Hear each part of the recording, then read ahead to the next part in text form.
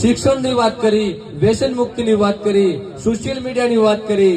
એ વાતો બધી આપણે હોંભળતા પણ મગજમાં કોઈ લેતું નથી, એને મગજમાં કોઈ ઉતારતું નથી. કોણ બદલાવ લાવી શકશે? તમારા મનમાં એવું હોય કે આ બધા સ્ટેજ ઉપર બેહવાના વાળા આગેવાનો આ બધા કરશે, એ કશું નથી કરવાના. મારા જેવા આવશે, અહીંયા સાફા પહેરી ફૂલ હારે પહેરી રવાના થશે. હું મારું જ કરશું. તમારે બધાને જવાબદારી તમારી લેવી પડશે. સમાજને જાગૃત થવું પડશે. અને આ જે સન્માનની સિસ્ટમો છે ને એની અંદર પણ હું બદલાવ લાવવાનું સમાજને વિનંતી કરું છું કે લગ્ન પ્રસંગની અંદર જે ખોટા ખર્ચાઓ કરો છો, જે ખોટા ખર્ચા ઉપર જે જરૂરી નથી એ ખર્ચા ઉપર કાબુ મેળવો.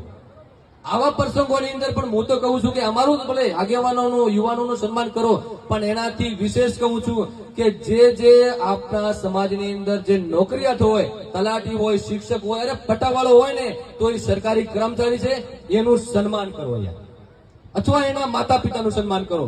સન્માનના સાચા હકદાર એ છે. ખોટું નથી કરતા. જે આગેવાનું સન્માન કરો એ કરો, પણ સાથે સાથે આ પણ કરવાની જરૂર છે.